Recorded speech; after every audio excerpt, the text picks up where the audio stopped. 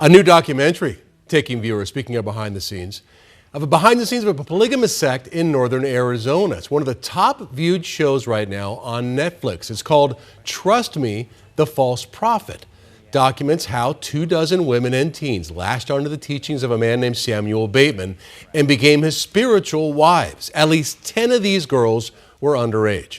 Bateman was convicted 2 years ago of sex trafficking and sentenced to more than 50 years behind bars.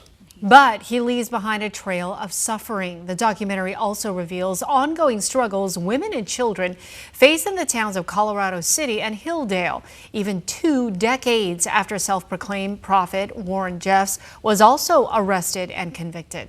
12 News journalist Joe Dana has covered the communities over the years and tells us why this documentary is once again shining a light on a problem that really has not completely gone away. You saw this documentary. What were your thoughts on this? It's a reminder that we still have this humanitarian crisis right in our backyard.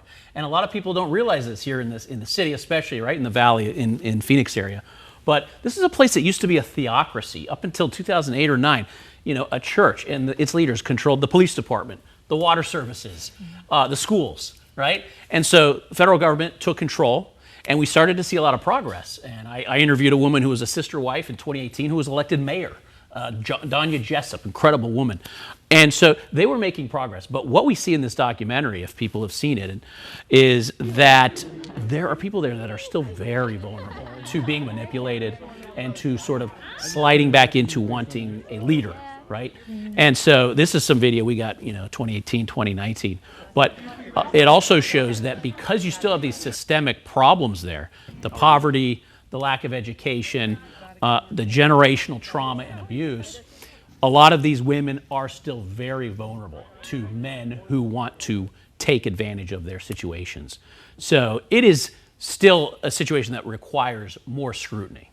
I was up there about a year ago. We were just driving through to southern Utah, and it's such a beautiful place. I mean, it sits right up next to those gorgeous red rocks.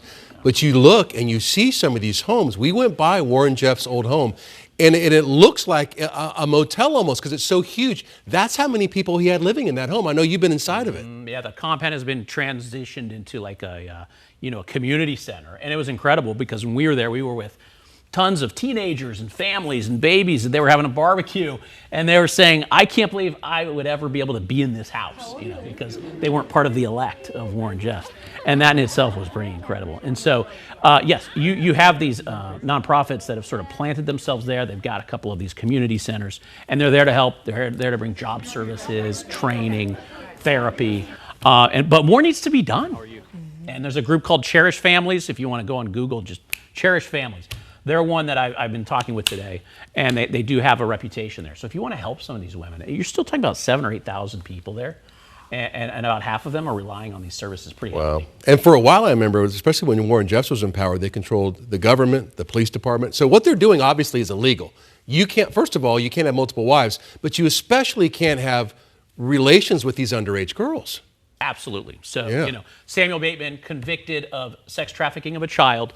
The evidence clearly showed he abused 10 children underage, had another 10 or 11 quote-unquote sister wives who were older than 18. A couple of those women also went to jail for a little while, and a couple of men who were associated with Bateman also went to prison. So, this story just doesn't end. Right. And that's why it's all that more important. And you'll hear at 6 o'clock this woman talk about why they still need Arizona's help. They still need Arizona to take notice of some things there. Joe, interesting. Thank you.